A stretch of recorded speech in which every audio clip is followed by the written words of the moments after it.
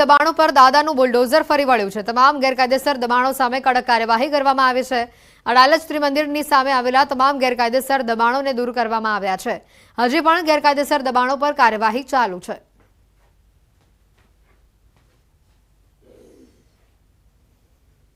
મોટી સફળતા હાથ લાગી છે। 1814 કરોડથી વધુનું 907 કિલો એમડી ડ્રગ્સ ઝડપાયું છે। દિલ્હી અને ભોપાલમાં દરોડા પાડવામાં આવ્યા। ગુજરાત એટીએસ અને એનસીબીનું આ સંયુક્ત કામગીરી સામે આવી। ડ્રગની ફેક્ટરી પડાવવામાં આવી હતી। છેલ્લા 6 થી 7 મહિનાથી શેડ ભાડે રાખવામાં આવ્યો હતો। આરોપી આ પહેલા પણ ડ્રગ્સના કેસમાં 5 વર્ષ જેલમાં જઈ ચૂક્યો છે।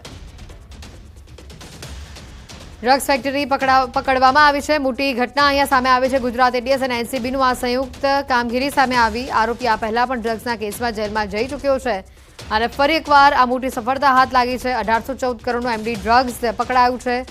907 કિલો જથ્થો કુલ પકડાયો છે। 907 કેજી એમડી ત્યાંથી અમે પકડ્યો છે, જેની આંતરરાષ્ટ્રીય બજારમાં કિંમત લગભગ 1814 કરોડ રૂપિયા થાય છે। એ બંને આરોપીઓની જ્યારે પૂછપરછ કરવામાં આવી તો જે સનિયાલ બાને છે એ 2017માં 1 કિલો એમડીના કેસમાં પહેલાં પણ પકડાવેલો આરોપી છે અને એમાં એના 5 વર્ષ એ જેલમાં કાઢ્યો છે। નીકળ્યા પછી જેલમાંથી એ લાસ્ટ 6-7 મહિનાથી બંને મળીને એ જે શેડ છે એ ભાડે રાખ્યો હતો। સોમનાથમાં છેલ્લા કેટલાક દિવસથી ડિમોલિશનની કામગીરી ચાલી રહી છે। ગેરકાયદેસર બાંધકામો સામે તંત્રએ કડક કાર્યવાહી કરી છે। ત્યારે સોમનાથથી બીડિયા સર્કલ સુધીનો રસ્તો 7 દિવસ બાદ ચાલુ કરાયો છે। મેગા ડિમોલિશન બાદ સોમનાથ બાયપાસથી બીડિયા સર્કલ સુધીનો રસ્તો બંધ કરવામાં આવ્યો હતો। આ રસ્તા પર જીઆઈડીસી વિસ્તારમાં 150 જેટલી ફિશ એક્સપર્ટની કંપનીઓ આવેલી છે। વાહન ચાલકોને વેરાવળ જવા માટે ફરીને જવું પડતું હતું, જેને કારણે ભારે હાલાકી પડી રહી હતી। 7 દિવસ બાદ આજે સોમનાથ પ્રભાસ પાટણથી રસ્તો ખુલ્લો મુકાતા રાહદારીઓએ રાહત અનુભવી છે। સાંસદ મનસુખ વસાવાએ નેત્રંગના ટીડીઓ મામલતદારનો ઉધડો લીધો। સેવા સેતુ કાર્યક્રમમાં ઉપસ્થિત ન રહેતા વસાવા લાલઘુમ થયા। ટીડીઓ મામલતદાર ગેરહાજર રહેતા વસાવા અકળાયા હતા। વસાવાએ કહ્યું કે મામલતદાર ટીડીઓને ગરીબોની ચિંતા નથી કે શું? મામલતદાર ટીડીઓને ગરીબોની ચિંતા નથી તેવા વસાવાએ પ્રહાર કર્યા છે। નર્મદાના સાંસદ મનસુખ વસાવાએ ઉધડો લીધો।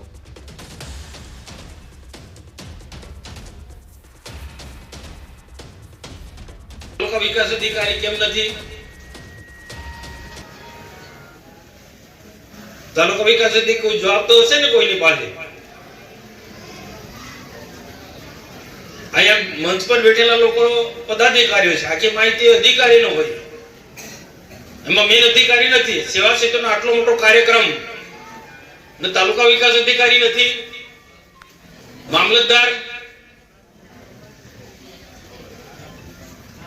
કેમ નથી? અહીંયા સેવા સેતુમાં પ્રાંત અધિકારી પણ હોય ને, સેવા સેતુમાં પ્રાંત અધિકારી પણ હોય ને, આજે પ્રાંત અધિકારી પણ નથી।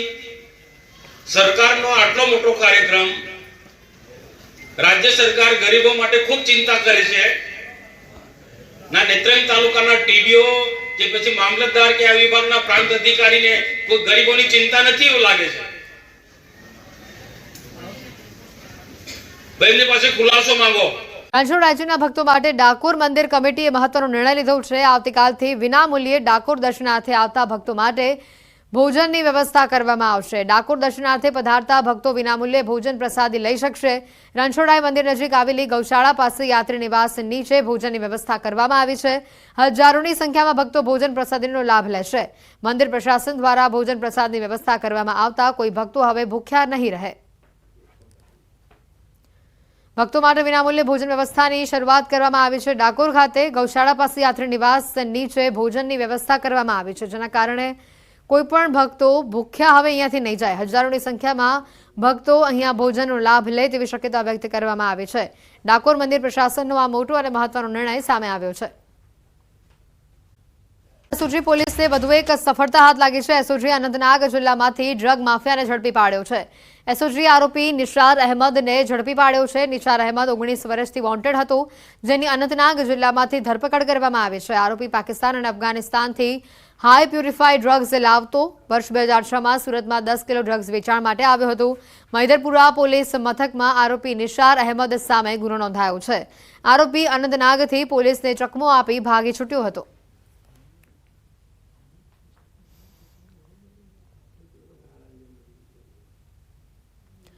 ઘટના જે રીતની સામે આવી છે, આરોપી નિશાર અહેમદ 19 વર્ષથી વોન્ટેડ તેને જાહેર કરવામાં આવ્યું છે. વર્ષ 2006માં સુરતમાં ડ્રગ્સ વહેંચવા આપ્યું હતું અને આ ડ્રગ્સ 10 કરોડથી વધુની કિંમતનું હોવાનું સામે આવ્યું છે. મધરપુરા પોલીસે હાલ આ સમગ્ર મામલે ગુનો નોંધ્યો છે અને તપાસ કરી રહી છે. સુરત એસઓજીને હાથે આ વધુ એક સફળતા હાથ લાગી. 19 વર્ષથી જે આરોપી વોન્ટેડ હતો તેને આખરે પકડી લેવામાં આવ્યો છે. આરોપી નિશાર અહેમદ 19 વર્ષથી ફરાર હતો, જેને આખરે સુરત એસઓજીએ ઝડપી લીધો છે. સગીરા સાથે સામૂહિક દુષ્કર્મ મામલે મોટો ખુલાસો થયો છે. તબીબી તપાસમાં 3 લોકોએ દુષ્કર્મ આચર્યું હોવાનું સામે આવ્યું છે. પોલીસે આપેલા નિવેદનમાં 2 લોકોના સંડોવણી સામે આવી છે. પીડિતાનું ગોત્રી હોસ્પિટલમાં મેડિકલ ચેકઅપ કરાવવામાં આવ્યું. બપોરે 12 વાગ્યાના અરસામાં આવેલી પીડિત સગીરાનું રાત્રે 9 વાગ્યા સુધી મેડિકલ એક્ઝામિનેશન કરવામાં આવ્યું. ENT સર્જરી અને ગાયનેક વિભાગના તબીબોએ ચકાસણી કરી. સગીરા પોતાના મિત્ર સાથે અગાઉ પણ ઘટના સ્થળે ગઈ હતી. મિત્ર સાથે જુદા જુદા સમયે 7 વખત તેણે ભાયલી વિસ્તારની મુલાકાત લીધી હતી. દુષ્કર્મની ઘટના બાદ આરોપીઓને પકડવા પોલીસ સઘન તપાસ કરી રહી છે. શકમંદોની પૂછપરછ શરૂ કરવામાં આવી છે. શહેર અને જિલ્લા પોલીસ રાત્રે સઘન વાહન ટ્રેકિંગ હાથ ધરવામાં આવ્યું. ઠેર ઠેર નાકાબંધી પણ કરવામાં આવી. અવાવરૂ સ્થળોએ પેટ્રોલિંગ વધારવામાં આવ્યું. રાજ્યમાં વધુ એક લંપટ શિક્ષકની કરતૂત સામે આવી છે. સુરતના માંડવી તાલુકાની એક આશ્રમની શાળાના સગીરા સાથે શારીરિક અડપલા કરવામાં આવ્યા. આશ્રમ શાળાના આચાર્યએ જ આ શારીરિક અડપલા કર્યા હોવાનું સામે આવ્યું છે. અગાઉ પણ સગીરા સાથે શારીરિક અડપલા કર્યા હોવાનું સામે આવ્યું. આ બનાવના પગલે માંડવી પોલીસ આશ્રમ શાળા ખાતે પહોંચી. શાળાનો લંપટ આચાર્ય પણ આશ્રમ શાળામાં જ રહેતો હતો. પિતા માટે આ દાખલારૂપ કિસ્સો છે. મહેસાણાની 10 વર્ષની બાળકીને સલામ છે. બાળકીએ હિંમત દાખવીને બદ ઇરાદાથી તેનો બચાવ થયો. આરોપીએ 10 વર્ષની બાળકીનું અપહરણ કર્યું હતું. આઈસ્ક્રીમની લાલચ આપી બાઇક ઉપર અપહરણ કર્યું. બાળકીને શંકા જતા અભ્યતને સવાલો કર્યા હતા. અભ્યતે બાઇક ઊભું ન રાખતા બાળકી ચાલુ બાઇક પરથી કૂદી પડી હતી. જોકે આ બનાવમાં તેના ચહેરા પર ઈજાઓ પહોંચી હતી, પરંતુ તે અભ્યતના ચુંગલમાંથી છૂટી ગઈ. બાળકી રસ્તા પર પડી કે પાછળ આવતી એક કાર ચાલકે બાળકીને તેના ઘરે પહોંચાડી હતી. આ બનાવ બાદ પોલીસને જાણ કરાતા પોલીસે મુકેશ ધાચીરામ કજોડમલ પ્રજાપતિ નામના અપહરણકારની ધરપકડ કરી છે. 10 વર્ષની બાળકીની સજાગતા હિંમતના કારણે બાળકી અભ્યતનો પ્રતિકાર કરીને બદ ઇરાદાથી બચી ગઈ. આ બનાવ બાદ પોલીસે પણ દરેક વાલીઓને સંદેશો આપ્યો છે કે પોતાના માસૂમ બાળકોને ગુડ ટચ અને બેડ ટચનું જ્ઞાન આપે. બાળકીની સજાગતાના કારણે જ આ એક બનાવ બનતા અટક્યો છે, જેની અંદર એટલું જ લોકોને સંદેશ આપવો છે કે પોતાના બાળકોને, ખાસ કરીને બાળકીઓને ગુડ ટચ બેડ ટચ વિશે પૂરતી સમજ આપો. કોઈ અજાણ્યા વ્યક્તિ ઉપર કેટલો વિશ્વાસ મૂકવો જોઈએ, કેટલું ધ્યાન રાખવું જોઈએ તે બાબતે પણ પોતાના બાળકોને એજ્યુકેટ કરવો. બાળકીને પોતાને શંકા જતાં તેણે બાઇક ઉપરથી ચાલુ બાઇકે કૂદકો મારીને નીચે ઉતરી ગયેલી હતી અને તે દરમિયાનમાં તેની પાછળ આવતા એક કાર ચાલકે બાળકીને તેના ઘરે પહોંચાડેલી હતી.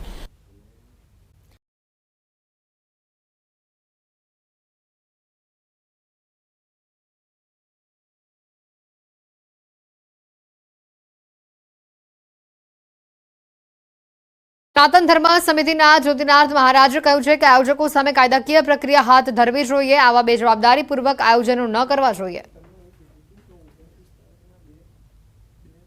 ભાતીગઢ ગરબાની અંદર આ નિશંસ નાખી અને ખરેખર જે પ્રમાણેનું કૃત્ય થાય છે તે નિંદનીય છે.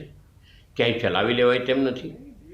આયોજકો પર ખરેખર તો હું તો એમ માનું છું કે ક્યાંક ને ક્યાંક આપણે એક્શન લેવા જોઈએ. જે ગઈકાલે સકીરાના ડાન્સ અને આ પ્રકારનું જે પ્રકારે એક આયોજકે કર્યું છે એને હું સખત શબ્દોમાં વખોડું છું. તો માં આદિશક્તિની આરાધનાના પર્વમાં વિદેશી પોપ સોંગ પર ગરબા રમાતા હોવાનો એક વિડીયો વાયરલ થયો છે. રાજકોટમાં નીલ સિટીમાં નવરાત્રીના તહેવારમાં ગરબાના બદલે વિદેશી પોપ સિંગર તાલે ઠુમકા મારતા જોવા મળ્યા. માતાજીના ગરબાને સ્થાને શકીરાના સોંગ ઉપર ઠુમકા લગાવતા લોકો જોવા મળ્યા.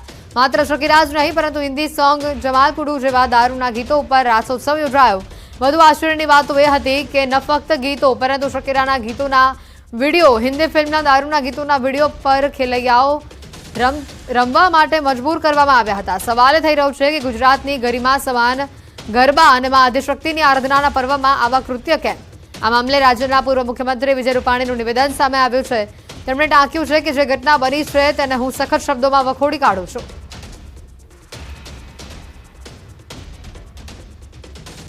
નાચવું અને રાસ લેવું એ બેમાં ફેર છે. 31st જે ઉજવણી થાય છે નાચવાની ઉજવણી થાય છે. અહીંયા એ આપણે માની આરાધનાની સાથે રાસ લઈએ છીએ. તો માં આદિશક્તિની આરાધનાના પર્વમાં વિદેશી પોપ સોંગ પર ગરબા રમાતા હોવાનો એક વિડીયો વાયરલ થયો છે. રાજકોટમાં નીલ સિટીમાં નવરાત્રીના તહેવારમાં ગરબાના બદલે વિદેશી પોપ સિંગર તાલે ઠુમકા મારતા જોવા મળ્યા. માતાજીના ગરબાને સ્થાને શકીરાના સોંગ ઉપર ઠુમકા લગાવતા લોકો જોવા મળ્યા. માત્ર શકીરા જ નહીં પરંતુ હિન્દી સોંગ જમાલકુડુ જેવા દારૂના ગીતો ઉપર રાસોત્સવ યોજાયો.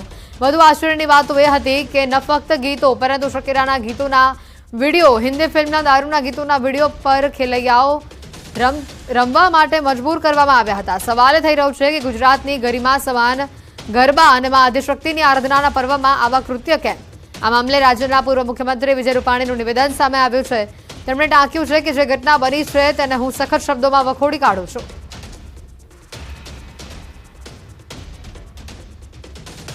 નાચવું અને રાસ લેવું એ બેમાં ફેર છે. 31st જે ઉજવણી થાય છે નાચવાની ઉજવણી થાય છે. અહીંયા એ આપણે માની આરાધનાની સાથે રાસ લઈએ છીએ.